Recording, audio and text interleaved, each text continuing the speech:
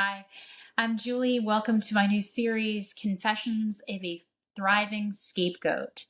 So, I came up with this idea while on silent meditation retreat recently, and I really hope that it serves somebody out there. I've been estranged from both my egg and sperm donors for about 9 years now. I live in Los Angeles by myself. I am divorced. I don't have any children. I'm the oldest of four girls in my family. I have three half siblings.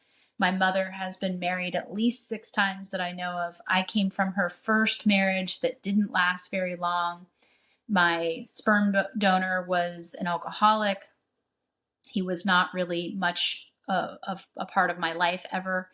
And I also became estranged from him around the same time that I did my mother 9 years ago. So today I'm going to talk about the 5 top reasons why I am able to thrive now being estranged, because a big reason why people don't become estranged from their family is because they are afraid of the isolation that comes along with it. They're afraid of the judgment that society puts on them. And I can tell you, I have been judged plenty by different people. And, it's very ironic to me that not only did my parents blame me, even when I was a child, I was blamed. That's how I became the scapegoat, because if I told the truth or I mentioned what was going on, I was immediately shunned and shamed and mistreated and isolated.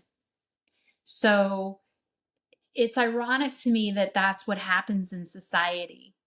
It takes a lot of turmoil and grief and pain to come to the decision to become estranged from your parents or a family member.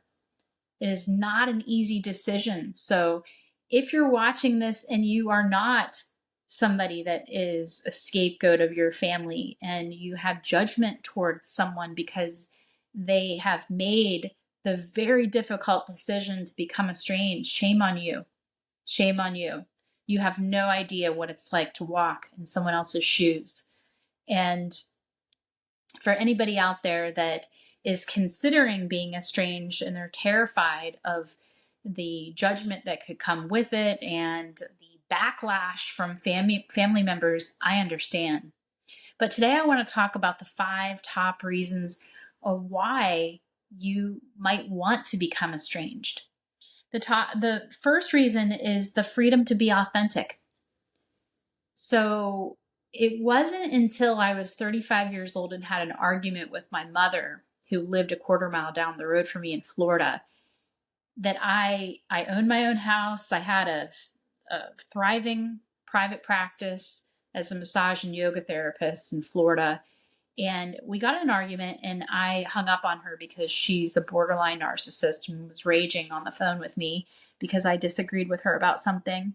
And I remember pacing my front window, waiting for her to come and murder me. Murder me. And it might have been an irrational fear at that point, but it hit me. It hit me. I have this fear in my body towards this human being. And this is very concerning. I am an adult. I could snap that woman with my left arm. I was lifting weights at that point. It wasn't a rational fear, but it was a wake-up call that I needed to take my power back with this human being. So that was sort of the beginning of, I would say, the end. We actually had an incredible relationship whenever I moved across the country and I could talk to her on the phone. She probably knew that she couldn't have the same manipulative grip on me since it was a phone relationship, and I wasn't nearly as afraid of her because of the distance. So we started having a pretty close relationship for the first time in 25 years after I confronted her and asked her, "Do you mistreat me because I told on you? whenever I was 14, and she admitted yes. I have been mistreating you for 25 years because when you walked in on me having sex with a woman while I was married, and then you were confronted by your stepfather and you told the truth of what you saw, I blame you, Julie, for ruining my life. That was a turning point. Hearing her admit that, hearing her admit that she had made me the scapegoat of the family was huge for me. And that's the reason why I think our relationship started to improve at that point. I was always very willing to forgive this woman that had terribly abused me. I mean, I could tell you some stories of, so trigger warning. When I was 6 years old, she was struggling in a relationship, and my sisters weren't born yet. We were behind a dumpster at a mall, and she was asking me, do you think I should kill myself? And I remember saying to her, I don't think it's a good idea. And I think at that point is whenever I realized that I would make an amazing coach. Teasing, but I mean, horribly parentified child. And then being forced to raise her 3 kids because she had a very young husband who was trying to find himself while she worked 60 hours a week. I was left to take care of her children, wasn't allowed to do any kind of extracurricular activities after school. I'm just giving you a glimpse into how traumatic my childhood was, from being parentified, feeling deep fear from a borderline narcissist, and how this triangulation started. So she had been pitting people around me against me from early on, talking in the ears of my siblings about me, even though I was the one being forced to raise them. And this went on for years and years. So she was sort of painting a picture before I actually stepped into that picture to safeguard herself from having to be accountable to any of her behaviors later on if I were to call her out on them. So this is a very complex subject, and I'm not a psychologist. All I can tell you is I have lived experience. So the freedom to be authentic after estrangement is wild how it works. I mean, I went from being silenced to not even realizing for so many years, and I had been doing so much self-growth work, yoga and meditation and coaching and all of this self-growth work. And yet I hadn't really digested how much I had been silenced. Just talking about this now to you is a huge, I'm nearly 50 years old, and I'm finally starting to talk about this because of the deep shame that came with it. So to have guilt is to blame yourself for someone else, but to have shame is to turn that blame inward. And oftentimes, whenever you're the scapegoat, a lifetime of being a scapegoat, you don't even realize the tremendous amount of shame that you're carrying. And it comes out in different ways. And how do people cope from this? Addiction, anxiety, depression, autoimmune, gut issues. The list goes on as it relates to complex trauma. But being the scapegoat in tribal times, whenever somebody wanted to actually kill someone off of their tribe, they would just shun them out into the wilderness on their own. So, having your mother, the person that should be your biggest safe haven, do this to you. I have found a lot of relief in recognizing, acknowledging that this person has mental illness. It's really helped me to put a label on it. It's not an excuse, but it certainly has helped me to understand why a human being would treat their child like this. And I've forgiven my mother. I've set her free. I've cut the cords. Don't have any ill will towards her, but I want nothing to do with her ever, because I have learned to love me and value my authenticity. So the first reason of why someone would thrive from being an estranged scapegoat is the freedom to be authentic. The second thing is establishing healthy boundaries. So I remember my mother saying to me, I don't believe in boundaries. Years and years ago, whenever I was doing self-growth work and learning about boundaries, I remember telling her, this is my boundary. And she says, I don't believe in boundaries. That's not a red flag. So establishing healthy boundaries after you were forced as a child to not have any. I would try to establish my identity as a teenager, and my mother would come and take the things that I was using to form my identity in an attempt to not allow me to be myself. This is a very toxic way of crossing someone's boundaries, trying to steal a part of their identity or make them feel like they could not create their own identity. Shadows get created by different ways that we're wounded. I'll go into that later, shadow work. But we develop a high and a low shadow based on our core wounds. And for me as a scapegoat, I became something called an establisher. So you can see I have, and I don't think it's a flashy outfit, but an establisher is somebody that seeks to create a unique identity because their identity was basically stolen from them as a child. I'll talk more about that later, but being a scapegoat means having no boundaries. Estrangement has empowered me to set healthy boundaries, and if I can set healthy boundaries, or with my egg and sperm donor, I sure as hell can do it with a neighbor or a friend or somebody else. So that's the thing about eliminating very important people from your past.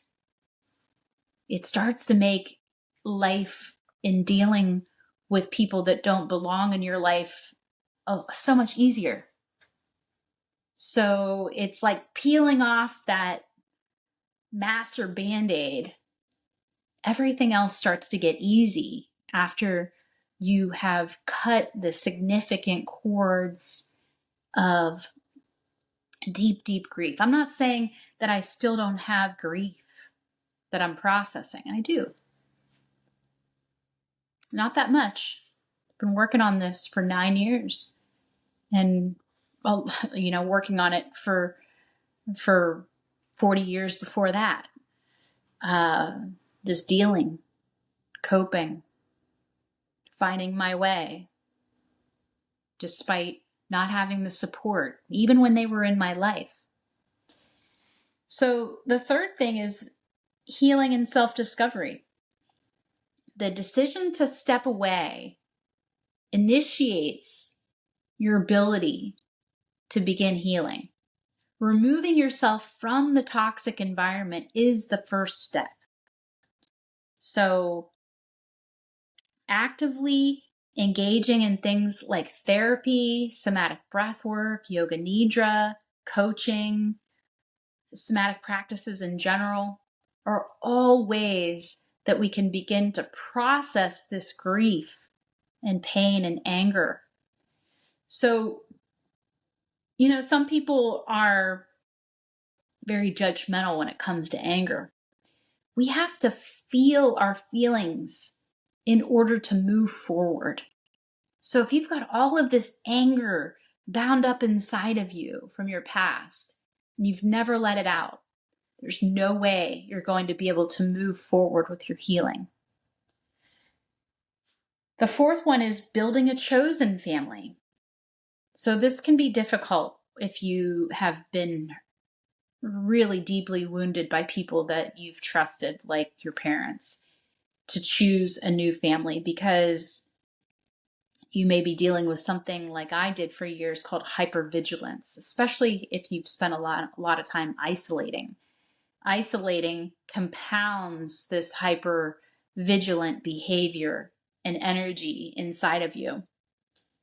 So estrangement can create a space that builds a supportive and loving and empowering chosen family, but that means getting over the hypervigilance and becoming vulnerable, starting to recognize and feel what healthy feels like, and then leaning into that. So that part actually can be one of the most challenging parts of thriving as a scapegoat. But these relationships that are truly supportive can provide validation and belonging and safety that we never received from our family of origin. And then lastly is reclaiming our personal power. If this part of you has been completely shut down, because if you used your voice, your life could be threatened. Reclaiming that part of yourself can be very challenging. I know it's taken me 50 years to get on camera here and share this with you. But breaking free from the scapegoat role can be the biggest act of reclaiming your power in your entire life. So I just want you to know that if you decide to make this decision, or you already have, congratulations. This is very, very challenging. And it doesn't mean that you're going to live a life of isolation and judgment forever. There is a period of time where you have to process the decision and grieve the loss. And then there's a time for reclaiming your power and saying, you know what? I did the best I could. I mean, I spent 90% of my life forgiving my mother over and over and over again for toxic behavior. And honestly, she'd probably still be in my life if she wouldn't have denied something that I brought to light that really was a complete deal breaker for me, because it had to do with her parents, the people that raised me. So thriving after estrangement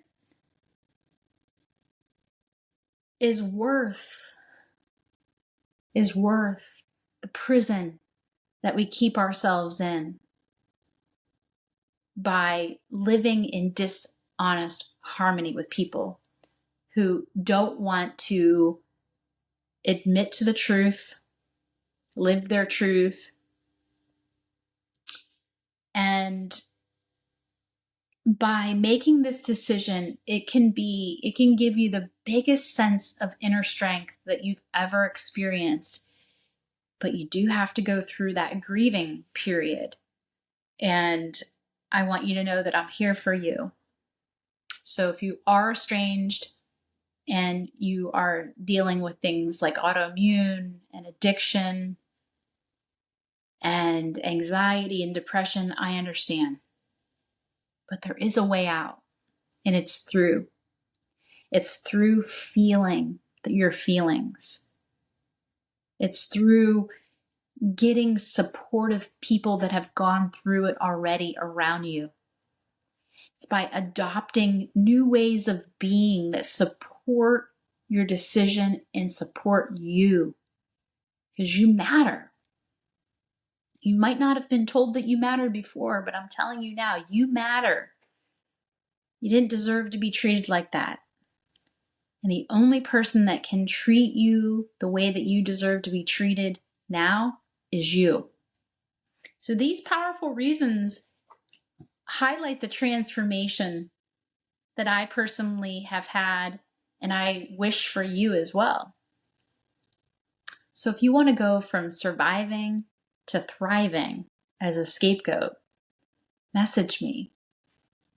Send me an email and let me know how I can support you. There's many tools that I use as a coach and somatic therapist that are all designed to help you to begin to let go of what is not you and start to settle in and accept the innate perfection of who you are. Thanks for listening today, and I look forward to the next episode of Confessions of a Thriving Scapegoat.